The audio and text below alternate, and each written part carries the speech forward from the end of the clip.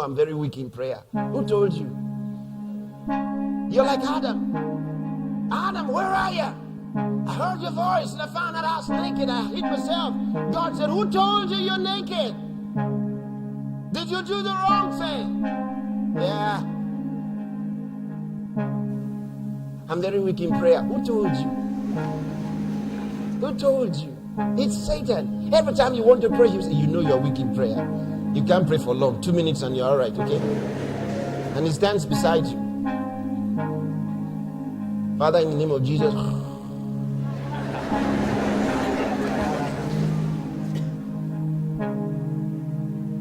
Somebody said, what do you pray about that you pray for so long? In 5 minutes, I finish my own.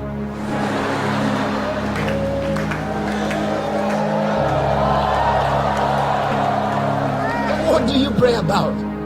How can you be so long? Huh? Oh, because they don't understand prayer. They think prayer is, Father, in Jesus' name, I pray for my father, I pray for my mother, for my wife, or for my husband, for my son and for my daughter. I pray for my friends. I pray for those at work. Thank you, Father, for directing us today and giving us good health. Amen. In Jesus' name. Not after 1 minute. He's done. He says, what else will you ask for? Everything is okay. They don't understand prayer. Prayer is not only asking God for something.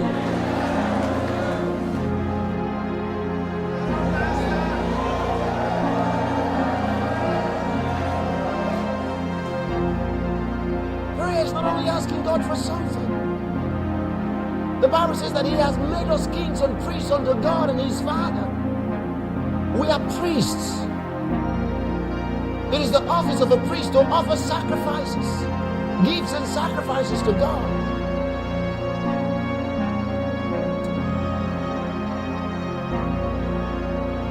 Let me show you something. Are you ready?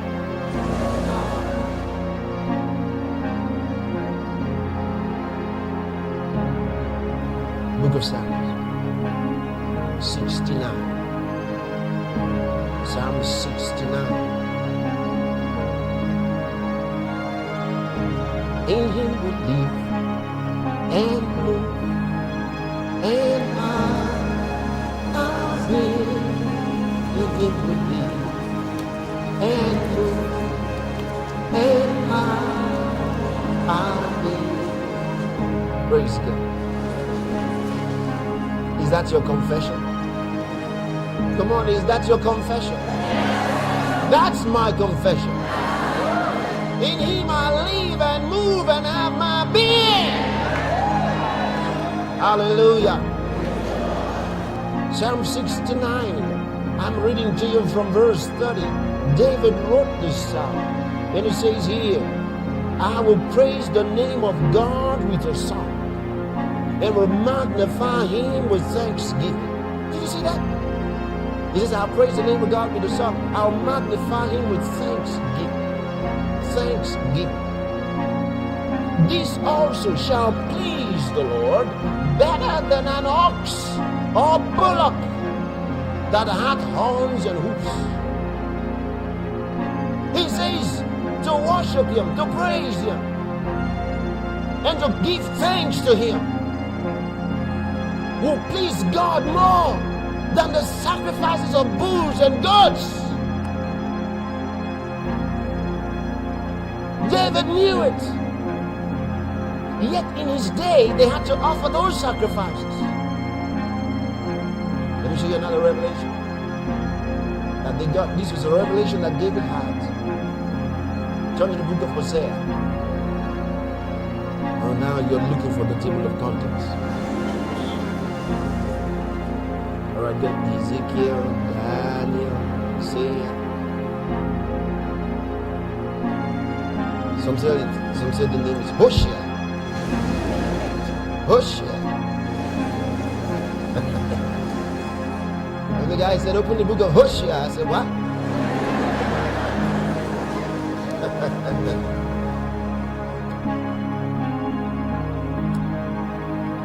Some of you may like to call it Hosea. But names are what we say they are. Some say Daniel. Some say Daniel. So, depends on how it sounds good with you. It's not your name anyway. All right. Isaiah chapter 14. And I want to read from verse 1. O Israel, return unto the Lord thy God, for thou hast fallen by thine iniquity. Then it says, take with you words. Ooh, do I like this? Do I like this? He says, take with you words, and turn to the Lord. Say unto him, take away all iniquity, and receive us graciously. So will we render the calves of our lips. Did you hear what he said? What do you mean by calves of our lips?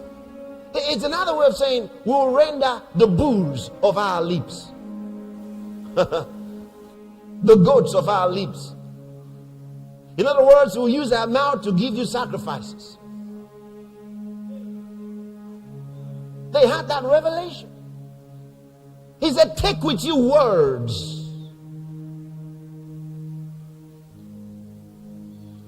And proclaim unto God.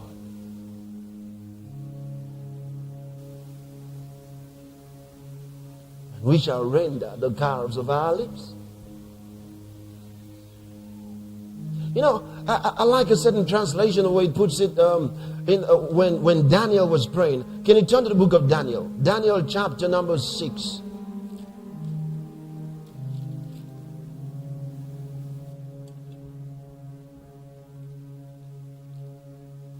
Daniel chapter 6. Now I want to read to you from verse number 10.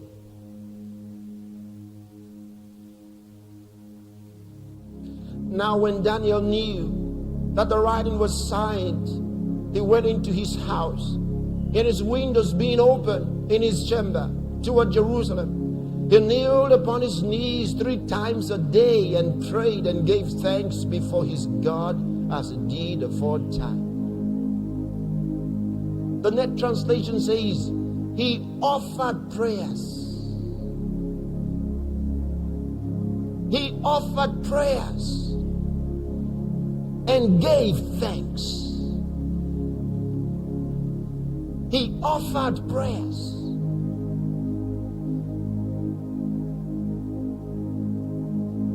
And that perfectly describes what happened there. Because there, he wasn't just asking for something, give me this and give me that and give me the other one. No, he offered prayers. There's a difference between praying and asking to receive something, and when you offer prayers. When you offer prayers, you are offering prayer of thanksgiving or prayer of prophecy. That's or prayer of intercession. That's reaching out to touch lives in other places apart from yourself. Prayers that worship God. You talk about his greatness. You proclaim his beauty. This is one reason why a lot of us don't know how we should pray. Because we don't know the content of the prayer. So we're asking, I had 5 items I wanted to pray about, and I prayed about all of them, so I've got to go. What do you mean you got 5 items? So all we know is writing prayer requests, and I need this and need that. Sometimes you ask some people to pray, and say, well, right now I don't need anything, so I don't think I need to pray. So they feel like God is something to be used to get something else. No, God is a rational being. Want to relate with. He says Daniel offered prayers. He prayed 3 times a day. When he heard the decree of Darius the king, and the Bible says he prayed 3 times a day as he did before. It wasn't a new thing with him. As he did before. He opened his window toward Jerusalem. According to the blessing that was given to Solomon. That if they were in bondage, if they were in trouble anywhere in the world, and they turned toward Jerusalem and prayed, God said he would hear their prayer. And so he opened his window toward Jerusalem and prayed 3 times a day, morning, noon, and night. He offered prayers unto God. It is our solemn and sovereign responsibility as Christians to come into this ministry of prayer. We have to understand that it is not optional when we feel like it and when we don't feel like it. We have to stop being so concerned about our own needs and come into the ministry of prayer that's given to every believer. Otherwise, we are going to be held responsible for the things that we should have prayed about and we didn't pray. The Bible says judgment will begin at the house of God. So he's going to require it of us. He's going to ask us, what did we do about such and such a case? So as individuals and as a ministry, we must learn to pray.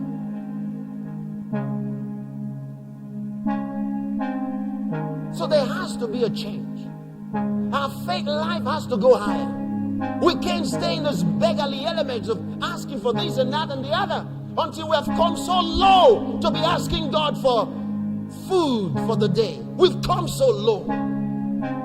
Now we can testify, I don't have no food, I don't have no money, and I pray to God, and now, before long, the food came. Baby testimonies. And we think it's spiritual to talk like that. There was a brother, and he didn't have any money, and he didn't have any food, and he just prayed inside his house, and he asked God for food, and in 5 minutes, somebody just came knocking at the door, and they brought food for him. Baby testimonies.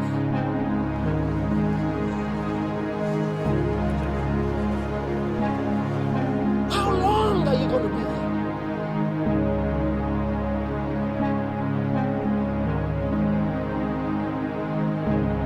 It reminds me of what Elijah said to the people of Israel. He said, how long shall ye halt between 2 opinions?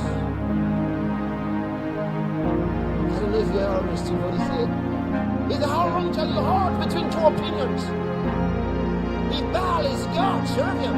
If Jehovah is God, serve him. But he said, halting between 2 opinions. In other words, they were limping between 2 opinions. Can't you see you're not walking right? Can't you see you're limping between 2 opinions? You haven't made up your mind. That's the reason you're limping. He said, how long are you going to limp in life? Limping in life. Limping financially. Limping in your health. Limping in your faith. He said, for how long shall you halt between 2 opinions? Babies limp. They're not sure.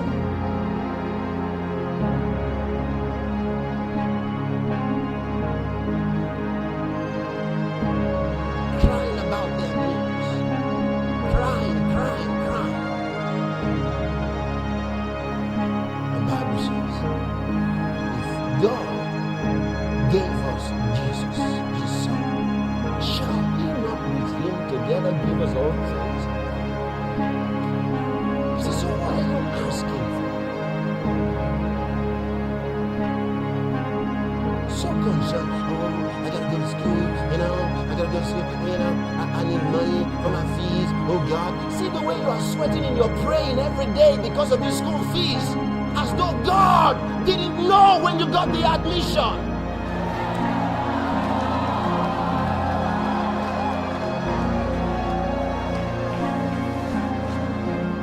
See, now you can't eat anymore.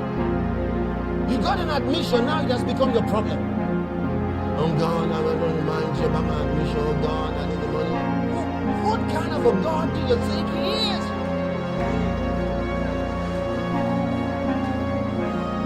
Now you're no longer walking in faith. You're too concerned about yourself. Start thinking about other people who don't have faith like you. Then your faith will start working. Hallelujah. Thank you, Lord Jesus. You know, there's so many cases in the Bible It was when they prayed for other people that their own problems were solved.